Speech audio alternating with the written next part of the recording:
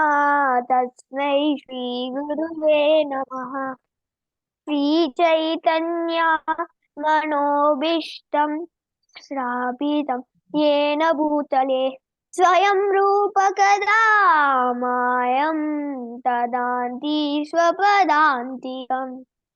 वन्देऽहं श्रीगुरुन् श्रीयुतापदकमलं श्रीगुरुन् वैष्णवंश्च श्रीरूपं साग्रजातं सहगणा रघुनाथान्वितं तं सजीवं साद्वैतं स्वावधूतं परिजनासाहितं कृष्णचैतन्यदेवं श्रीराधा कृष्णपादान् सहगणा ललिता श्रीविशाखान्वितंश्च हे कृष्णा करुणा सिन्धो दीनबन्धो जगत्पते गोपीश गोपिका कान्त राधा कान्त नमोऽस्तुते तप्त काञ्चन गौराङ्गी राधे वृन्दावनेश्वरी वृषभानुस्तुते देवी प्रणमामि हरिप्रिये वाञ्छकल्पतरुभ्यश्च कृपा सिन्धुभ्येव च पतितानं पावनेभ्यो वैष्णवेभ्यो नमो नमः। जय श्री कृष्ण चैतन्य प्रभु नित्यानंद श्री अद्वैत गदाधर श्रीवासादि गौरभक्तवृंद। हरे Krishna Krishna Krishna Hare Hare Hare Ram Ram Ram Hare Hare. Hare Krishna. Hare Krishna. Thank you very much, Shashwin, for this wonderful Mangalacharan recital. In spite of your time to retire to bed, you are here with us. So thank you for staying with us. Okay, so we are waiting for Mataji to join. So till she joins, we can start. We are reading the Srimad Bhagavatam. We are on Canto 1, Chapter 30. And the text for today is text 27 and 28. Shashwin, are you able to do the reading of the text? Then we can do the translation and purport. Okay, Mataji, Hare Krishna. Ya Om Namo Bhagavate Vasudevaya. Om Namo Bhagavate Vasudevaya. Om Namo Bhagavate Vasudevaya. Narayanam Namaskrityam Naram Chaiva Narottamam Devim Saraswatim Vyasam Tato Jayamudiraye Nashtapraye Shvabhadreshu Nityam Bhagavata Sevaya Bhagavati Uttama Shloke Bhaktir Bhavati Naistiki. Hare Krishna. Hare Krishna, thank you very much, Shashwin. Yeah. Hare Krishna. Yes. Yeah, text 27. Yeah. या स्वकात् परतो वेहा जात निर्वेद आत्मवान् हृदि कृत्वा हरिं जेताहात् प्रव्रजेत् स नरोत्तमा. हरे कृष्ण. अतो दिचिं दिशं यातु स्वैरज्ञात गतिर्भवानितो वक् प्रायस काल पुंसां गुण विकर्षण. हरे Krishna. Hare Krishna. Thank you very much, Shashwin, for the recital of the shlokas. Mataji has joined us. Hare Krishna, Mataji. Dandvat Pranam. Please accept our humble obeisances on behalf of everybody who have joined the group and are about to join. I think Mataji is connecting her second device, so we'll just be patient. Mataji, are you not able to hear me? Yes, I'm able to hear you now and see you as well. Are you able to see me? Yes. Okay, good. Now, okay. Mataji, we are reading the Srimad Bhagavatam. We are on Canto 1, Chapter 13. And today the text is text 27 and 28. Thank you very much for joining in, Mataji. I'd like to pay our humble obeisances on behalf of everybody on this group who have joined and are about to join. Thank you very much for your time, Mataji. We've read the text and now we hand over to you. We've done the Mangalacharan and read the text. Hare Krishna. Hare Krishna. Om Ajnanatimidandasya Jnananjana Chakshurumilitamena Tasmai Shri Gurave Namaha. Namo Om Vishnupadaya Krishna Prishtaya Bhutale Srimate Bhaktivedanta Swami Niti Namine Namaste Saraswati Devi Gauravani Pracharine Nirvishesha Shunyavadi Paschalya Rishadarine Jai Shri Krishna Chaitanya Prabhu Nityananda Shri Advaita Gadadhara Shivasadi Gaura Bhakta Vrinda Hare Krishna, Krishna Krishna, Hare Hare, Hare Rama, Rama Rama, Hare Hare. Om Namo Bhagavate Vasudevaya, Om Namo Bhagavate Vasudevaya, Om Namo Bhagavate Vasudevaya. Shrimata Swagata Krishna, Yashravana Kirtanaha, Hridayam Kasturi Abhadrani, Vidunoti Subhatsadam, Nashtaprayeshu Abhadreshu, Nityam Bhagavata Sevaya, Bhagavati Uttamasloke, Bhakti Bhakti Naishtiki. Hare Krishna.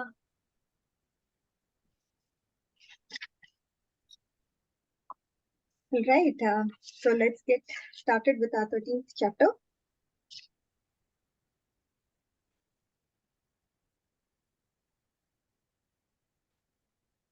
So specifically, we are going to talk about the verse number. So verse number for today is 27 and 28. Okay. Now, let's get started with our recap of the entire story till now, so that we will get the mood of what is the context that we are going to see in today's verse, as we always do. All right. So the first one, Vidura is returning to Hastinapur, having learnt about the goal of the self from Maitreya during his pilgrimage. Having become established in the loving devotional service of Lord Krishna, Vidura retired from asking questions to retired from asking questions of Maitreya. Now, seeing Vidura, Maharaj Yudhishthira, Kunti, and others, they very hurriedly went to receive him as if they were regaining their consciousness after a very long time. They exchanged obeisances and welcomed each other with embraces. They cried out of affection due to anxieties and long separation. Maharaj Yudhishthira then offered a seat and reception. Vidura was sumptuously fed, given sufficient rest, and comfortably seated. Then talks were exchanged. See the etiquette how they are following. So they were showing their longing separation in the beginning. And then Maharaj Yudhishthira, he offered seat and reception. Then what did he do? He sumptuously fed Vidura. And then he asked him to take, after taking some meals, you should take rest, right? That is the etiquette. So he allowed Vidura to take some rest. And then after taking sufficient rest, then when he was comfortably seated, at that time, exchanges were happening. It was not that whatever questions they had in their mind, they immediately poured it and they wanted Yudhishthira to answer. So see, when we are looking forward to someone, we may have so many questions. So how's this person? How's that person? How's this that going on? This going on? We may have so many questions. And we don't know how tired the other person is, right? He might have had a long travel, a long flight. We don't know what is the condition of the other person. So given that, I thought this was a good analogy to kind of compare us as to how we are doing in our everyday life and versus how Vidura was treated by Yudhishthira Maharaj. Patience, right?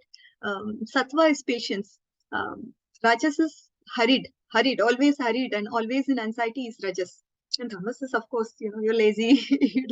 you yourself, you're completely in a different zone altogether. Anyways, coming back to the point, there was conversations that was happening between Yudhishthira Maharaj and Vidura. So, the Yudhishthira Maharaj, he inquires to Vidura, Your partiality, like the wings of the bird, protected us from many calamities like poisoning and arson. While traveling, how did you maintain yourself? At which tirthas did you render service? And then we saw this particular verse, you purify the holy places because you carry Supreme Lord with the heart. This is a very interesting verse that we saw last time. And then the Dwarakavasis are always wrapped in the service of Lord Krishna. You might have seen or heard them. Are they living happily? That's another inquiry posed by Vishnu Maharaj. Then Vidura is relating everything except the news of annihilation. After that, Vidura proposes his stay in Hastinapur. Vidura's purpose for staying in Hastinapur is being talked about in the verses 14 to 17. Vidura respectfully treated and stayed there for some time to benefit Dhritarashtra. So when pure devotees stay, there is always a reason. We saw Sukadev Goswami, he wouldn't stay in anybody's house. Less than a cow takes to milk the calf. That's what is the time that Sukadev Goswami spends in everybody's house. Now, question was posed: why did Sukadev have this long sort of conversation with Parikshit Maharaj for 7 days? He wouldn't stay in anybody's place for he barely spends time with people. And such a person, how he is able to spend so much time with Parikshit Maharaj?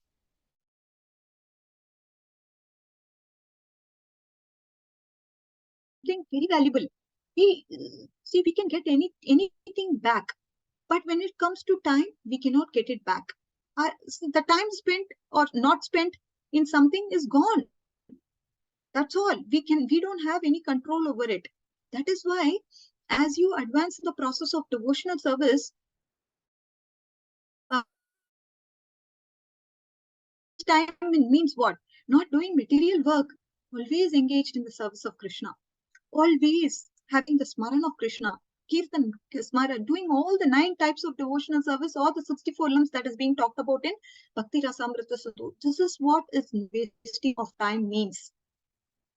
Now we have so many distractions in this material world. We don't have to talk about wasting time, right? I mean, it's just there out in the material world, and we just have to be very, very conscious of it. You know, I was told by this devotee, one of the devotees, this was a very profound saying. I just thought, let me share it with the group. Uh, this is with regards to the cell phones, right? The cell phones is something that is distracting us all the time.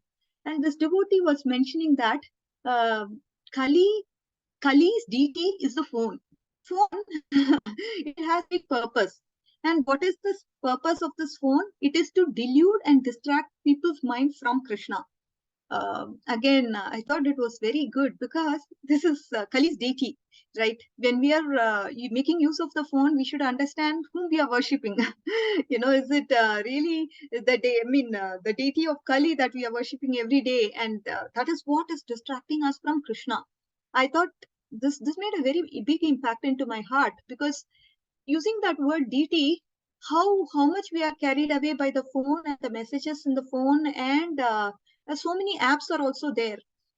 For a past at least 5 days, I've stopped using Facebook, and it feels like a good relief for me. Why? Because you know what? Even though I don't have any kind of unnecessary stuff on Facebook, sometimes these advertisements come. I don't want to see the advertisement, but somehow these advertisements come and they take you to a different zone altogether. And I felt that was so distracting. You might want to see some aartis or, whatever is happening in different temples. You may want to go and see that. And that's why I have Facebook for. But when it's going to lead you with a different advertisement, it takes you altogether in a different page and a different zone. And for the past 5 days, I've been surviving without Facebook. It kind of feels good. Hope I'm able to carry this mood of not going into Facebook forever. This is one of the prayers I have. Let's see. So time is very, very valuable. So this has to be understood. Why he should not get free time. Free time means it's danger time. It is distraction time, and danger time we'll be distracted away from Krishna. Somehow engage in some service, even if it is going to be some, something that has got to do with the senses, go for it. Just indulge your senses in some way or the other. And eventually, after a period of time, your mind will also be engaged. When you start engaging your senses in a Krishna conscious manner, then after some time, your mind will be engaged. This is the principle, dear devotees. It's very difficult to control the mind. So don't go and try to stop your mind from having various thoughts and all that. It's not possible because the mind is really powerful. So what do? You use your senses. You have your hands, your lips, your tongue. So use it in the service of Krishna. Immediately after some time, the mind will also come and start indulging in those activities that are with the senses, and that way it will have some emotions that would come as a result of your Krishna conscious endeavor using your senses. So now Vidura is saying, again, the history of Vidura is quoted here. Vidura was Yamaraj who, due to a curse, played a part of Sudra for 100 years. Aryama had temporarily substituted Yama's post. Having obtained the kingdom along with a competent descendant, Maharaj Yudhishthira reigned peacefully and enjoyed uncommon opulence. The power of insurmountable time imperceptibly overcomes the intoxicated and attached householders. So, this is a beautiful statement by His Holiness Bhakti Vigyan Maharaj. He said this beautiful statement about time. We are fearful because we take shelter of the material world, and the fear is due to the fact that matter is constantly changing. Hope you are able to understand this particular sentence of Maharaj. Are you able to understand why you have fear? Fear is because you take shelter of this material world or matter, which is constantly changing. Right? Whenever something changes, because due to time, it's changing all the time. And the time is a factor which brings fear in you. See, if you think about the past, something bad you happened, something bad you did, you become fearful of that. Or if you think about the future, then also you become fearful, right? What is happening? Why it's happening? It's because of the time. It's changing all the time. Whenever something changes, then that induces fear. So that is why it is very important, dear devotees, to always be under the shelter of our unchanging, all attractive Supreme Personality of Godhead, Lord Krishna, and our beloved Supreme Master, Spiritual Master. This is whom we have to take shelter, because they are the ones who can help us out, because they are eternal. They are always there, and they are not changing. Right? Spiritual master is supposed to be God, and he is always there. We have Adi Guru, who is Balram, right? Nitai. So this way we have that Guru Tattva that is always there, and this is whom we have to take shelter of, and that is how we will not be fearful. When we start taking shelter of matter, then fear will automatically be there because it is changing constantly. This is Maharaj's point. I thought it was brilliant, and I wanted to bring it up. Now, Vidura, he's chastising Dhritarashtra. How he's chastising? So please get out of here immediately. Just see how fearful time has overcome you. So just death cannot be counteracted by anyone. It is the Supreme Lord as Kala who has approached all. The power of time. It forces everyone to surrender everything, including wealth, honor, children, land, home, and everyone's life. Your father, your brother, well-wishers, and sons all are dead. Your body is overtaken by invalidity, and you are living in another's home. See, this is all happening. All your relatives died. This shows the temporariness of this material world. And you were blind from birth. Now you are deaf, with a shortened memory and loose teeth. Your digestion is weak. You are coughing with mucus. Still, you are attached to this body. See, you are able to see the symptoms of this old age, isn't it? So you are blind from birth. You haven't seen anything of this world. And now you're not even hearing what I'm able to say because you're deaf. And you have shortened memory. You're losing your teeth also. Your digestive system has become weak. It's not able to digest like before. You're coughing all the time with mucus in it. So this is the conditioned state. These are symptoms of old age. And alas, how powerful are the hopes of a living being to continue his life? You are living like a household dog, taking food from Bhima.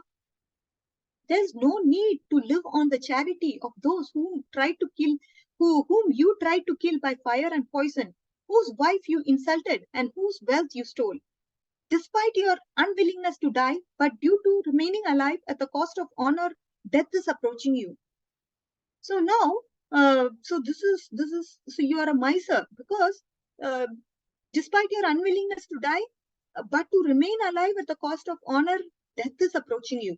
And he's also saying is one who goes to a remote place and freed from all obligations, quits his material body when it becomes useless. That's what was the last verse. And then in this verse, he's going to talk about a set of beautiful points here. So let's try to understand today's verse from that context. Now, dear devotees, let's approach Srila Prabhupada's purport and then go through some of them that is mentioned there from the purport, and then we will analyze some of the themes from today's verse. So the translation says, he is certainly a first-class man who awakens and understands either by himself or from others the falsity and misery of this material world and leaves home and depends fully on the personality of Godhead residing within his heart. Srila Prabhupada ki jai. He's saying there are three classes of transcendentalists, namely Dhira. Dhira is the person who's not disturbed from being away from the family association. And then he talks about another person who's in the renounced order of life, a sannyasi by frustrated sentiment. Again, if you look at this sannyasi has renounced his life. But again, what is this renunciation due to? It is due to frustrated sentiment. Okay, of course, he is renounced. It is because he's seeing so much frustrations in this material world and he feels, oh yeah, this is not worth it. And let me take to the path of karma sannyas. That's why he renounced himself. Greater than that path is a sincere devotee's path. A sincere devotee is who the Lord, a sincere devotee of the Lord is who awakens God consciousness by hearing and chanting and leaves home depending completely on the personality of Godhead who resides in the heart. This idea is the renounced order of life. After a frustrated life of sentiment in the material life, it may to the path of self-realization, but the real perfection of liberation is attained when one is dependent fully on the personality of Godhead who lives in the everyone's heart as Paramatma. Now, he brings up a beautiful point. I want you all to think about this point. He's saying, one may live in the darkest jungle alone, out of home, but steadfast devotee knows very well that he is not alone. The Supreme Personality of Godhead is with him and he can protect his sincere devotee in any awkward circumstance. One should therefore practice devotional service at home, hearing and chanting the holy names of the Lord, form, quality, pastimes, entourage in association with pure devotees, and this practice will help one awaken the God consciousness in proportion to one's sincerity of purpose. So many beautiful points that Prabhupada has brought in these two lines. Let's understand this even further, dear devotees. What is Srila Prabhupada trying to tell here? So, the main point that he's talking about is, say for example, a person, he's left in a jungle and he's left all alone. How was he able to stay happy there? He's all alone. Won't you be fearful of the fact I'm just left all alone? This man is not fearful. Why? Because he's completely dependent on the Supreme Personality of Godhead. Krishna, what is we all know about limbs of Sharanagati, isn't it? What are the limbs? We've spoken about it in an earlier class also. I've just partitioned those things and we've spoken about it in an elaborate detail. But Prabhupada again brings up this point of fully dependent on the Lord. Now, we know Sharanagati has 6 limbs, right? Anukulyasya sankalpa, pratikulyasya vachanam. What is anukulyasya sankalpa? That means whatever is favorable, you do that for Krishna. What is pratikulyasya vachanam? Whatever is unfavorable, do not do that. This is the mindset we need to have. And then Rakshishyati Viswasaha. So what is Rakshishyati Viswasaha means? You have to believe in Krishna. He is a lovable, deep friend. He is the Supreme Father. You have to believe in him. This is Rakshishyati Viswasaha. And then we have something called Goptritve Varnam. This Goptritve Varnam, what does it mean? It means that you are accepting Krishna as your master. Krishna, he is my master. He is only maintaining me. I am completely dependent on him. This is Goptritve Varnam. This is, if you look at, okay, and then we have Atma Nikshepaha, that is submitting your mind, body, and speech to Krishna. And then Karpanyam. Oh Lord, you are very humble and meek. So this is Karpanyam, right? I mean, you're very humble and meek, and you're taking Lord's shelter. So mainly what I wanted to say here is that, talk about Goptritve Varna. Goptritve Varna means you are having him as the maintainer. What does this mean? It means, say for example, if somebody is a grahastha, he is working. Why he is working? Because he wants to make sure he and his family are safe. So he safe meaning he has to maintain his body. That's why he has to go to work and take up his livelihood for that sake. But when it comes to pure devotee of Krishna, he doesn't care. He doesn't believe in karma. That is why Jnana Karmadi Anavritam is mentioned, isn't it? He doesn't believe Jnana Karma. No way. I'm not going to believe in all these things. I only believe in Krishna is the maintainer for me. He is the protector for me. I'm accepting him as my master. There's nothing else. So whoever, whenever we are in difficulties, we call out for help, right? You'll be shouting, please protect me. So this is Krishna. Krishna is the protector. This person who's a pure devotee of the Lord, he understands that Krishna is the protector. There is no other protector other than Krishna. He is the maintainer. He doesn't believe in karma. Oh, I have to go and work and earn and then get my livelihood and then only I'll be able to survive, keep my body and soul together. Nothing like that. This person has complete 100% trust in Krishna that he will maintain him. He will give him whatever, if birds are able to get food, if a lizard is able to get food, if elephant is able to get food, tiger is able to get food, why will Krishna not help me providing food? And he doesn't even, if he doesn't get it, no problem. Krishna is maintaining me. He is helping me survive to do the bhajan. He gives me the strength. So this is what is the perception of a pure devotee of the Lord. And that is why, if you look at these limbs of Sharanagati, all the others, this limb is the Angi, and all other limbs are Anga, meaning they are dependent on this limb. Once you have this firm conviction that Krishna is my protector, Krishna is my maintainer, then everything else, all the other limbs of Sharanagati follow, they come. So this is very important, dear devotees. In order for us to, first of all, faith is important, right? Understanding and believing in the Shastras. Shastra, the faith means Shraddha. Shraddha means Shastrartha Vishwasaha. You have to have belief and trust in the Shastras. And if you look at Holiness Halpan Maharaj, he always mentions this.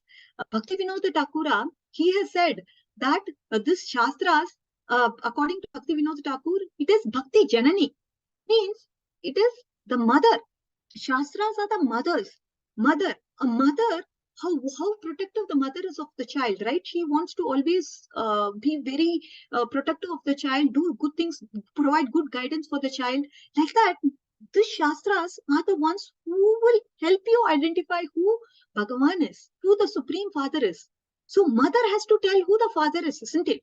And that is what Shastras will help us know about Krishna. There's so much to know about Krishna. It's not like, yeah, he has flute in his hands, he's tribam. Oh no, there is so much. What he likes, what he doesn't like, what he wants, what he doesn't want. What are the rules, what are the don'ts, what are the do's? So many things are there. We have to be meticulously careful of each and everything that is being told in the Shastras. And for that, We have to have complete trust on the Shastras, complete trust on Srila Prabhupada's each and every word or the purport. Every word we have to have trust. Trust means what? Shraddha means what? Shraddha means understanding and believing in it. We have belief in so many things. Because of our polluted mind, it is distracting and telling this is good, that is good, that is not good. Everything is bogus. When it comes to instructions of the mind, don't ever go with it. It is completely bogus. It may say, yeah, you know what? Today the temple is closed. Let's just enjoy. This is what this mind will say. And completely, we have to do whatever the opposite of the mind. Whatever the mind is telling, we have to do opposite. That's only good for us. That is what our mother is teaching us. That is what Shastras will tell. Don't listen to the mind. It's completely pure, impure. From so many births, we have accumulated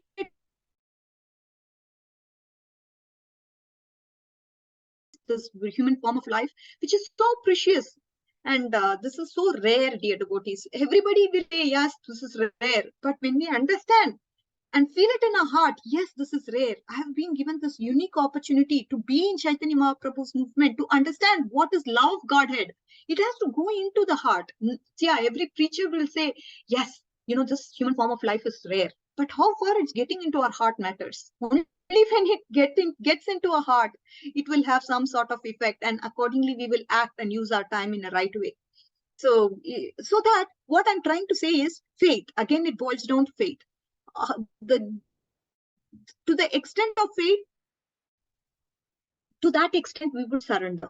Okay. Surrender is a symptom of faith. You see, a person is surrendered. A person who's surrendered is not fearful. If you have fear, that means you are not surrendered. Why you're not fearful? Why are you not fearful? If somebody was to ask, okay, surrender means you are saying you are not fearful. And surrender, the symptom of faith is surrender. No, the point is, I'm not fearful. But again, are you not fearful? Really? If somebody were to pull down your house and take or loot whatever money is in your house or in your bank, are you going to be okay? You're not. So this fearlessness comes with surrender. That means you're completely dependent on the Lord. In this material world, we don't want to be dependent on anybody. Oh yeah, I want to work independently. I want to make my own bank balance so that I don't have to worry. I don't even want to trust my family members because I want to be independent. This is the mindset we all have in the younger generation, right? Yes, I can do it. I want to be independent. I want to be given more respect. So this is why I want to work and keep my bank balance straight. All this is bogus, dear devotees. All this is bogus. Nobody is going to come and help. None of the family members. I mean, the thing is, they can't help. It's not that they're going to help. Nobody can help like Krishna. He is the ultimate friend. He is the ultimate shelter we need to approach. The pure devotee of the Lord, as I told you, they don't believe in karma jnana. They completely depend on Krishna. Even if they were asked to go into the hospital, those procedures are happening. But in their mind, what they are thinking is, Krishna wants me to be alive. He will put me. He will make me alive. But if Krishna doesn't want me to be in this material world, no problem. Let me go and take shelter of him in his abode, or wherever he wants me. Let me go there. This is the mindset. They don't have any trust on anything whatsoever this material world has to offer. No trust, only trust and only shelter is Krishna and Guru Maharaj, nothing else. This is their mood. Again, we need to understand what is the mood of the pure devotees to in fact reach that platform. It's not that I'm telling, yes, we have to be there. No, it will take time. As I told you, anything in devotional service, see, a pregnant woman has to keep his child in the womb for so many months. It's not that it's going to come out of her womb immediately, but we need to know where we need to land. I'm here to talk about pure devotion. And what is the mood of a pure devotee is what we need to understand. When it comes to Shastras, okay, Shastras may talk about so many things like Karma Mishra Bhakti, Jnana Mishra Bhakti, Yoga Mishra Bhakti. Again, it is to help us understand that Bhakti is the pure Bhakti or Shuddha Bhakti is the goal to reach. That is why it's giving us a comparison or flavors to all these different bhaktis. We may have in Srimad Bhagavatam talking about Ashtanga Yoga and everything. But why it's talking about all that? If you look at Ashtanga Yoga, the process, Ashtanga Yoga itself cannot give its results. If you have to get Brahman realization, it's not that Ashtanga Yoga, by doing that process alone, you will go to Brahman. You can merge into Brahman. No, this is not possible. So they come to tell the point that, oh, with Ashtanga Yoga, you have to do a little bit of bhakti. And this little bit of bhakti, when you do now, then it will help you merge in the Supreme Lord. This is the concept. So then a person may question, oh my God, a little bit of bhakti can get you to merge into the Brahman. Then what about doing Shuddha Bhakti all the time? What benefit can it give? An intelligent person will question like this, isn't it? Somebody who's not, he may not. But then an intelligent person will question, oh yeah, a little bit of bhakti can do so much. Then what about doing full-time bhakti? What all results it can give you? So again, Srimad Bhagavatam is, that is why Dharma Projita Kaitavotra, that verse comes in the second verse comes to help us understand that all the Kaitava dharmas are rejected. It's nothing. Srimad Bhagavatam is pure. That's why it's not different from Krishna. Anyways, I got a little bit deviated there, but the point is, as I was telling you, we have to have complete dependence on the Lord. This is why the person who's put in the jungle, he is not even worried about anything. When you completely trust Lord, you don't have any worry, dear devotees. Can you be able to imagine that state of mind where you're completely fearless, not at all worried about anything? Inside, there is so much bliss because of dependence on the Lord, because of which you're just a free bird.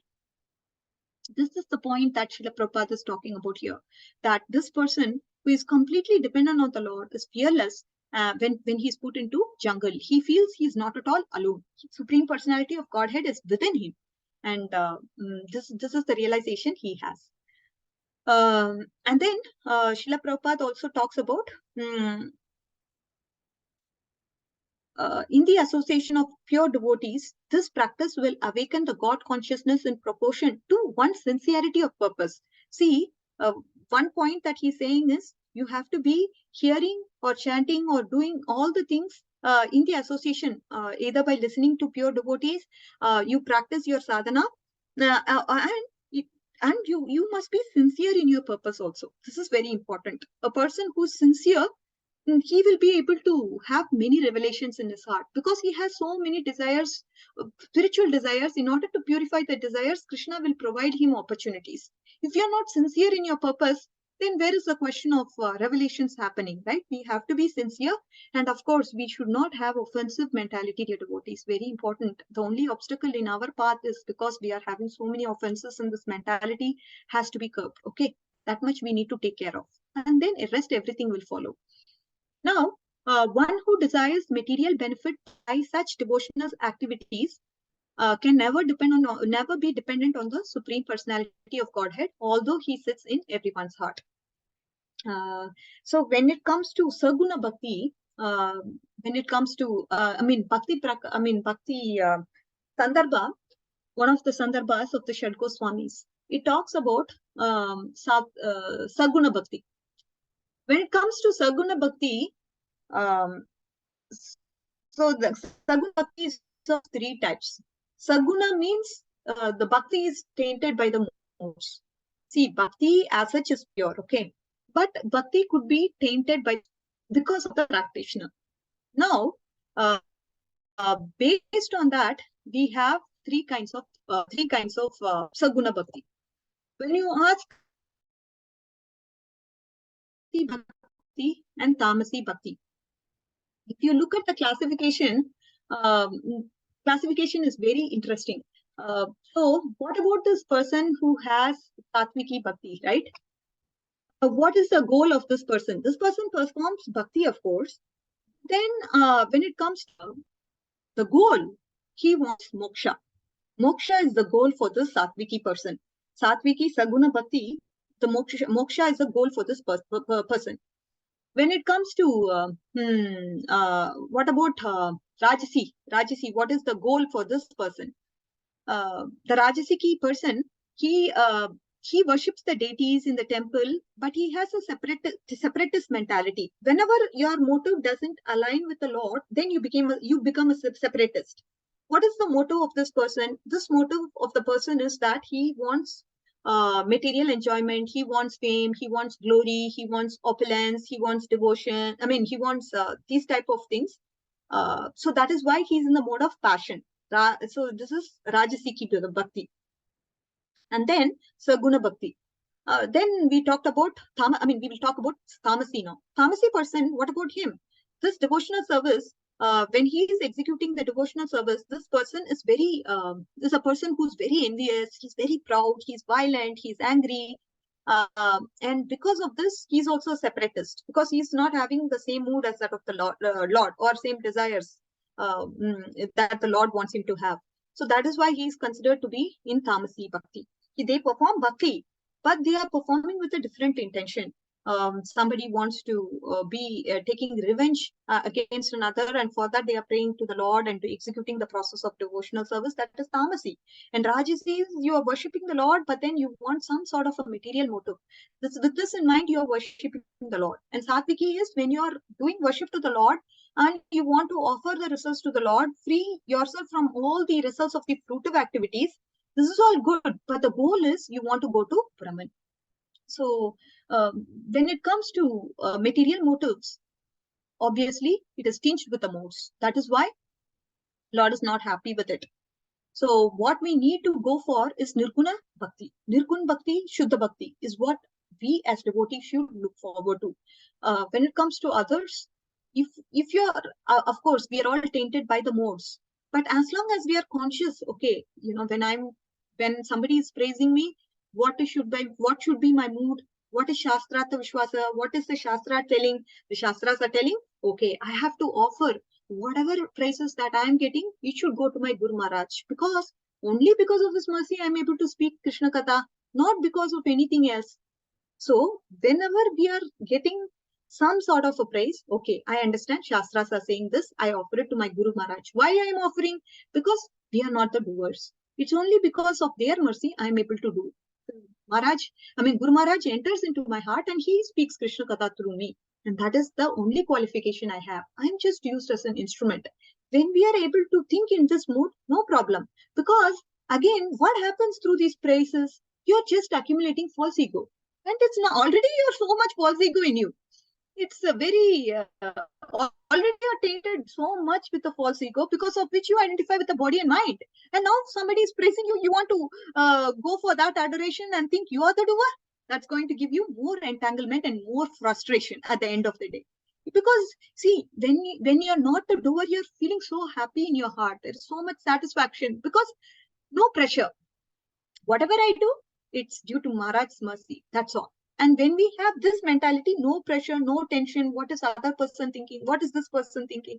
Nothing. Why am I not getting a phone call? I did so much hard work. Why somebody is not honoring me? I did so much work in the deities, with the deities arranging, and I spent like 10 hours. Nobody is calling me to congratulate me. Why is this? So much frustration because you think you are the doer. When you think you are not the doer, you're happy, free bird. And everything is surrendered to the lotus feet of the spiritual master. And that is the reason you are able to do the service also. The empowerment comes because of him. If we are able to understand this mood that our parampara has taught us, we are going to be really a happy, satisfied person at heart. But otherwise, no satisfaction, no happiness, only frustration and anxiety. Why this guy? And then that leads to Vaishnava Aparatha also.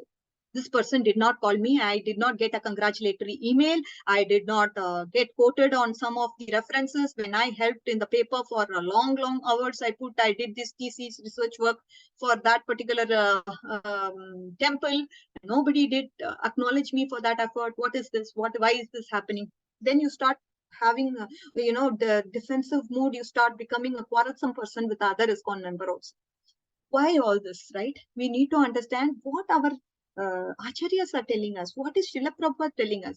That's all. That is why Shastrata Vishwasaha. Very important, dear devotees. I get hung up on this point of Shastrata Vishwasaha, because without Shastras, you will not get inspiration to perform bhakti. just blindly doing something, it can go on for 1 day, 2 days. But after that, you become fed up. So what is the Shastra? So much is there. If you are done with one book, another book is there. And then come and revisit the book, same book. Say here the same topic. So many more realizations will come. Keep on hearing the same thing. The hearing, the same thing is Sattva. It will bring you to Sattva. Because we have not understood the essence. It has not gone into our heart. So we need to keep hearing. All right.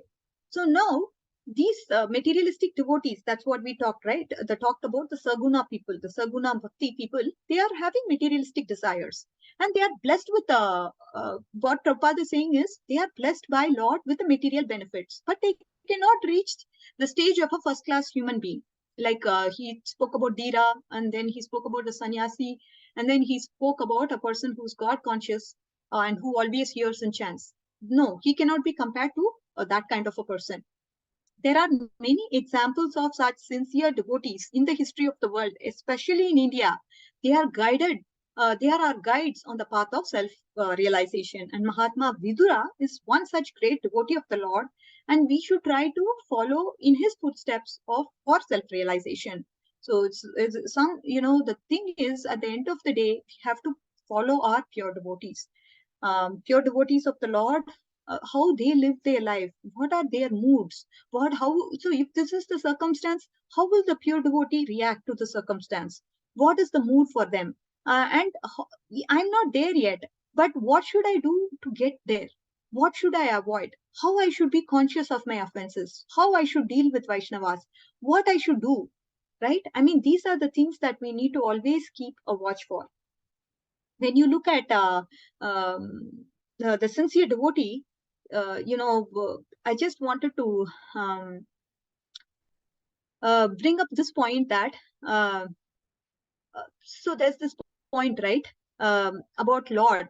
God has 10 hands. If he wants to take anything away from you, how much can you protect with your 2 hands? And when he wants to give, he gives it with his 10 hands. Then with your 2 hands, how much can you take? So this is the understanding, right? The thing is, we are not happy because we have a motorcycle or a car or an expensive house. It is because of Lord's mercy we are having something. And that is why we have to have the feeling of gratefulness for everything in our life. Oh, if somebody is doing something for us, even a little bit, teeny tiny part, they have helped me transform my heart, or they have given me money at the time that I needed the most, or anything, we have to be grateful for. This quality of gratefulness, if it is not there in a devotee, then he cannot appreciate this this treasure that we have in our life. The treasure is, we have got the Hare Krishna Mahamantra that is given by our spiritual master. And how precious is this mantra? And how precious are the books of Srila Prabhupada?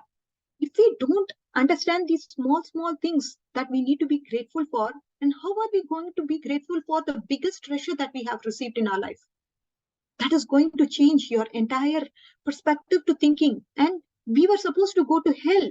But Srila Prabhupada, he was kind enough at the age of 70, he helped us to understand what is this process of self-realization. This is quoted in Leelamrit by Srila Prabhupada, that he says, my father would rise little late, around 7 and 8. Then after taking bath, what he would do, he would go to purchase. And then from 10 o'clock to 1 o'clock in the afternoon, he will be engaged in the puja. Then what he will do, he will go take some lunch, prasadam, and go to business. At the business shop, he would take rest for 1 hour. Then he would come back from the business at 10 o'clock at night and then again start to do puja. So actually, his real business was puja. For livelihood, he did some business, but puja was his main business. Then he said, we would be sleeping and my father would be doing arati. Ding dong, like that he said. We would hear the bell of the arati and see him bowing down before Krishna. So again, Srila Prabhupada's father was, he always wanted Vaishnava goals for his son. He wanted Abhay Charan to become the servant of Radharani, to become a preacher of Bhagavatam, to learn the devotional art of playing Mridanga. He regularly received the sadhus at his home and always wanted, oh, can you please bless my son Abhay, so that Srimati Ranarani may be pleased with him and grant him whatever blessings, grant him her blessings. This is what a father wanted of the child. Prabhupada, he was recounting all this with so much gratefulness, isn't it? He was so grateful to his father. He was so grateful that he had such kind of father who showed him the path of Krishna consciousness to start off. And then we need to understand, what about a guru? A guru, what should be his mood? If you ask this question, His Holiness Bhaktivedanta Goswami Maharaj, he responds saying, a guru must also be a disciple. The qualification of the guru is that he continues to stay himself in the disciple mood all the time. So a person who considers himself as a guru, he's disqualified, it seems. So if he starts to contemplate, oh yeah, I'm a guru, I'm having so many followers, I'm having this, I'm having that, what is happening here? His false ego is getting boosted, isn't it? So anything that has to identify yourself with the body, your mind, your characteristics of the mind, please try to stay away from that. If so many things mind will say, and we get allured by it and immediately become a servant to our senses and start executing it. This is the problem, dear devotees. One of the things that I personally understand is, we start executing all the desires when something comes up. Oh, we need to execute it. That's when I become relieved. That's when I become satisfied. No, you'll not be satisfied. Lust can never be satisfied. You understand that? Gita says lust can never be satisfied. The more you try to satisfy it, the more you will want more. This is the direct reference from Shastras. So we cannot satisfy lust. Given that point, why are we acting all the time to why are we Godas all the time? Godas means what? Servant of the senses. We are acting in that platform all the time. Why don't we reverse that and try to act to become the servant of Krishna? Let's try. Let's all try with the determination. Again, only through association it is possible. You must be in the association of a like-minded devotee who has that determination, who has that rigor to go back to Godhead, or to become a good devotee in his life, to please Krishna. To go back to Godhead is not our goal, actually. To please Krishna, to please our spiritual master, this should be our goal. Because if you are pleasing them, no matter wherever they depute us to go, we go there. That's it. This is what a devotee's mood should be. Oh, I want to go Godhead, be happy. No. Wherever Krishna wants me, I have to be there. I want to just please Krishna, my spiritual master. So, His Holiness Aladar Swami was, Maharaj was saying this point. Okay, yes, disciples are there. Spiritual master is there. A disciple comes and asks the spiritual master, Master, I'm ready to execute your instructions. Please tell me what I should do. I'm just ready. And if the spiritual master is going to tell that disciple, yeah, you just pack your bags, come out of America, you come out of this California place in California, you come out and you stay and do service in this temple. If you are going to get this instruction from a spiritual master, are you ready? Are you ready to execute that instruction of your spiritual master? Are you ready for that? You have to. So he said, the main point is you have to meditate. Oh, how can I be of service to my spiritual master? How I can be of help to my spiritual master? How I can please my spiritual master? Then, when you have sufficiently meditated enough, when you come to an understanding that, okay, whatever instruction of my Maharaj, I'll just take it to my heart and execute. No questions asked. That is the time you go and ask him, I'm ready. Can you give me instruction? Till then, we have to just meditate. That mood has to come. Till then, we have to wait anxiously when that mood will come. And that when that mood comes, you are then ready to go and ask your spiritual master, yes, I'm ready, master. What can I do for you? Till then, just keep on pleasing him. Try to please him in all best ways that you can. Whatever you're good at. Everybody, they are all good at something. Somebody can be good at deity making, dress making, garland making. So many services are there. There's plethora of opportunities in ISKCON. So we can always engage our senses in the service of Krishna and not become a Godas at any point. This is what we need to be striving for. And being conscious in Krishna consciousness is very important, dear devotees. As I told you, whenever I preach for myself. It has to reflect on me, and this mood has to go in me, and that is why I say what I say. Kindly don't take it otherwise. All these instructions are for me first to follow and imbibe it in my life. So kindly taking your shelter and blessings and prayers for the same, so that I'm able to follow whatever I'm saying in the sabha, in this place. So thank you, dear devotees. Srila Prabhupada ki jai. All glories to the assembled devotees. Vancha kalpatarubhyasya kripa sindhubhya eva cha patitanam pavanebhyo vaishnavebhyo namo namaha. Hare Krishna. Hare Krishna. Thank you very much, Mataji, for this excellent class and revising Sharnagrati and the various levels of bhakti as well. Are there any questions or comments?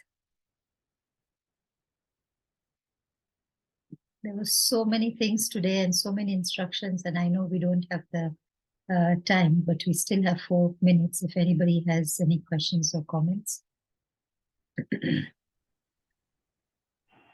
Yes, Hare Krishna, everyone. Thank you very much for this nice class as usual. Always good advices and enlightenment. And as you just said, Mataji, it's not for others.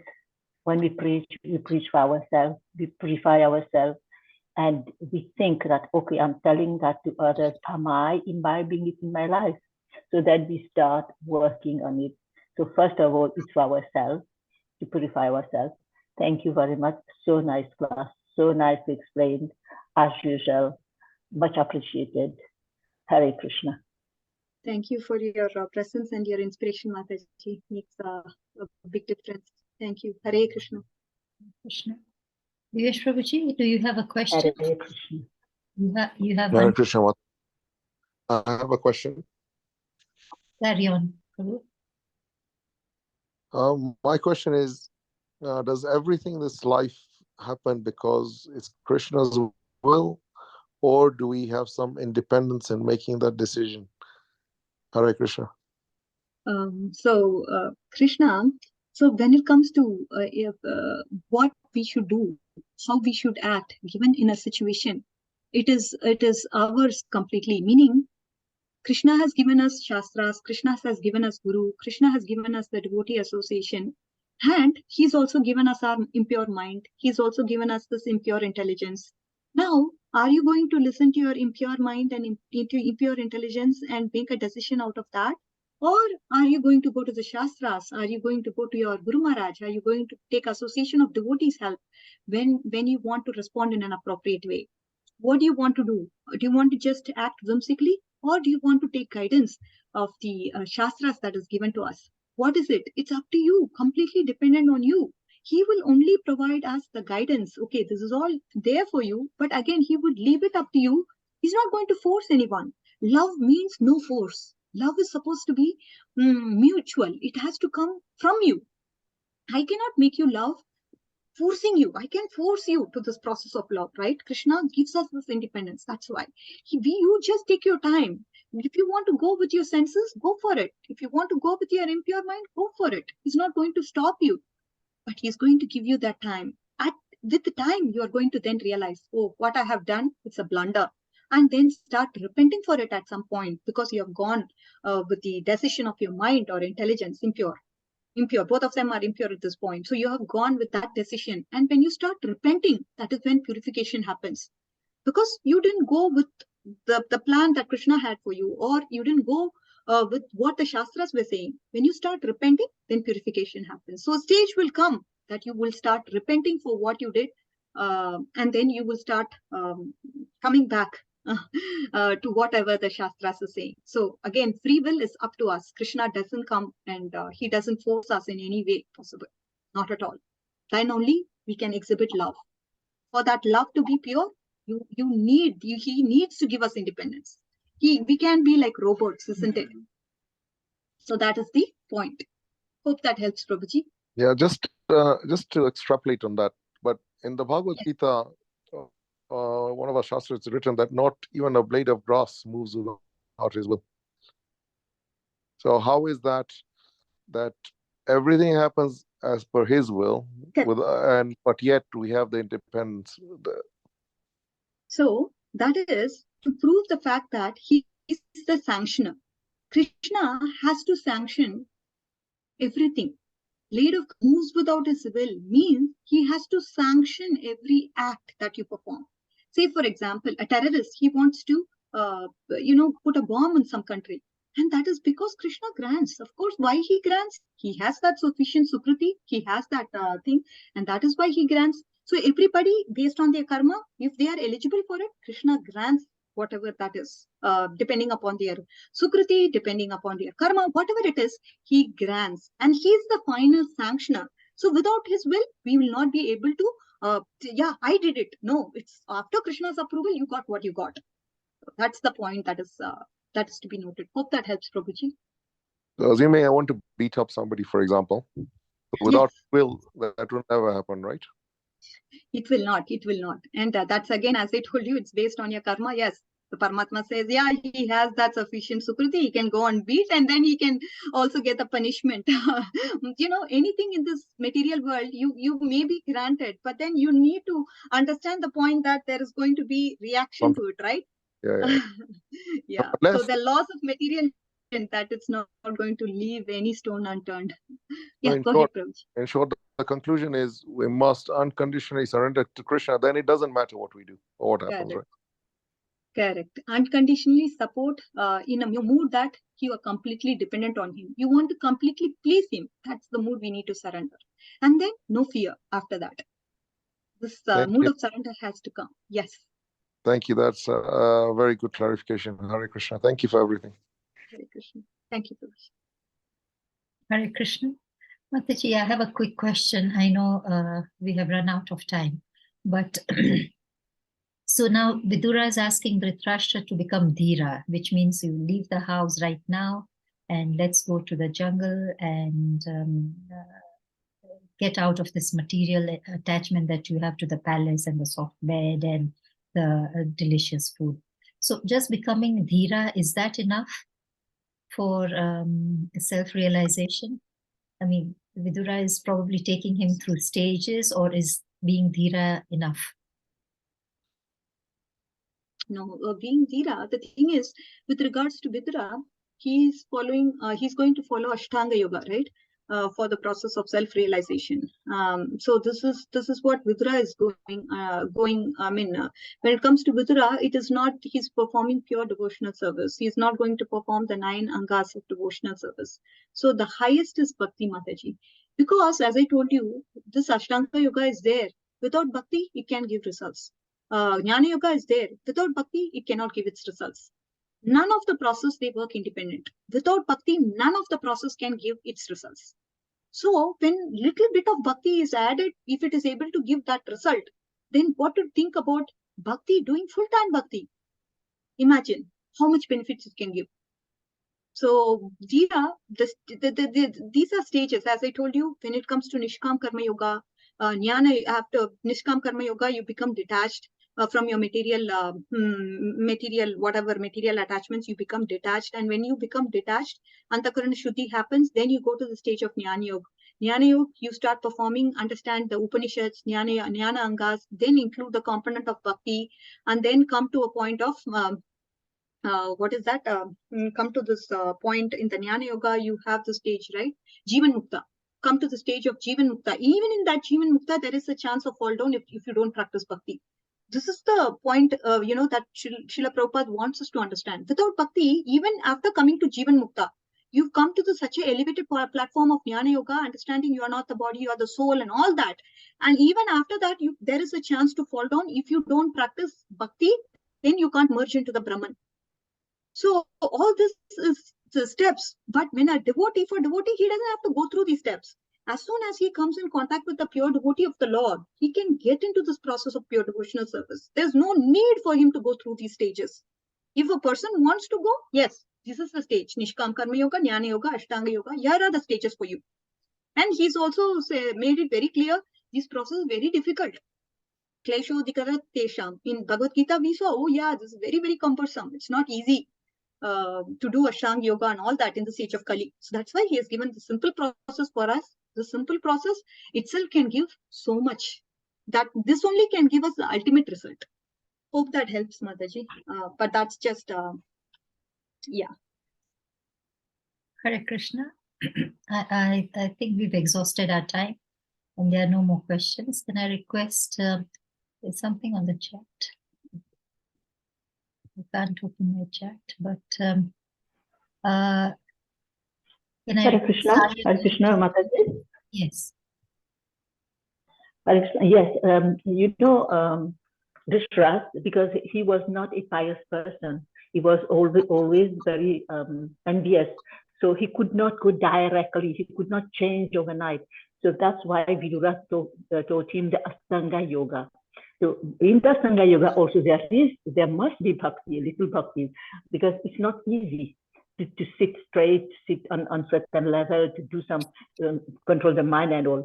So, and then when he because of that he merges in the effulgence of the Lord. He didn't get directly to the Lord. So from there he had to continue this bhakti. Then he could go higher. Otherwise he will fall down again. Because those great sannyasis, the yogis, they sit and they meditate. They meditate only for themselves. And then at some point, when their pious credit is exhausted in the Brahman, they come down to this material world. So Dashraj, maybe by Gandhari's virtues, he was able to go higher. Okay, Hare Krishna. Hare Krishna, thank you very much, Mataji, for that clarification. There is a question on the chat by Ananda Vardhana Prabhuji. He's saying, how is this related to 3.27 Prakte Kriyamani? Yes. So what is your question exactly, Prabhuji? What is the clarification in that out?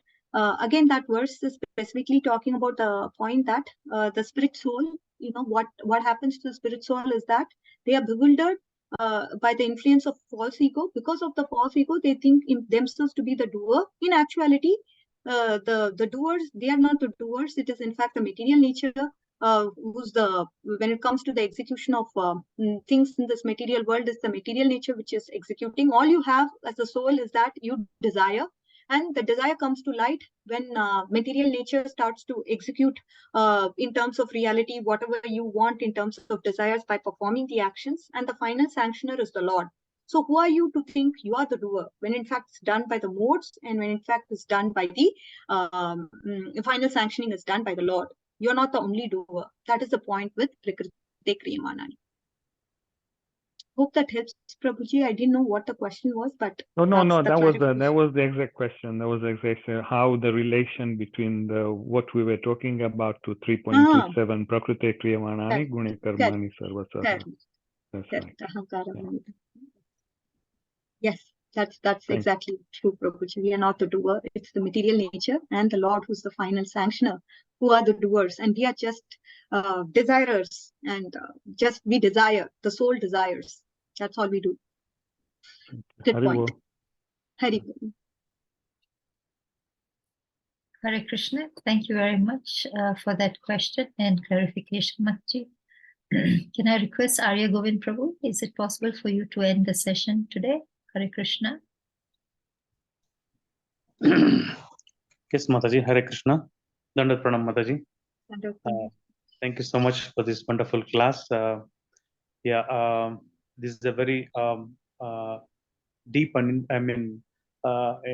deep topic of bhakti, different levels of bhakti. You explained very easily, and then what are the different types of and levels of bhakti. So it was very easily explained, and then easily we could understand what types of bhakti are there. And Vidura is trying to convince. Trying in all ways to take Dhritarashtra out of his comfort zone, and then to take him, at least towards the path of self-realization. Not as I explained by you, this is not the best type of spiritual realization process, but still it's better for Dhritarashtra to have stayed in his comforts of his home, and then wasted his life, and then he's waking up Dhritarashtra. So thank you very much, Mataji. Hare Krishna. I request all the devotees assembled to unmute and then chant Hare Krishna Mahamantra in glorification of Her Grace Radhika Kasturi Mataji. Hare Hare Krishna, Hare Hare Krishna, Krishna Krishna, Hare Hare, Hare Rama, Hare Rama, Rama Rama, Hare Hare. Vancha kalpa tarubhyascha kripa sindhubhya eva cha patitanam pavanebhyo vaishnavebhyo namo namaha. Srila Prabhupada ki Jai. Her Grace Hare Radhika Krishna, Mataji ki. Mataji ki Jai. jai. Praise to the assembled devotees, all glories to Srila Prabhupada Guru Maharaj and Gurudev. Hare Krishna. Hare Krishna. Thank you. Thank you, Mataji. Hare Thank you, Krishna. Prabhuji. Thank you, Arya Govind Prabhu. He's been great while you were out, Mataji. Prabhuji has been very prompt in sending messages and following up. Thank you so much, Prabhuji, for the and rendering. Very grateful. Thank you, Mataji. Thank you for that, Prabhuji. I'm really grateful. Thank you, everyone. Hare Krishna. Hare Krishna. Hare Krishna.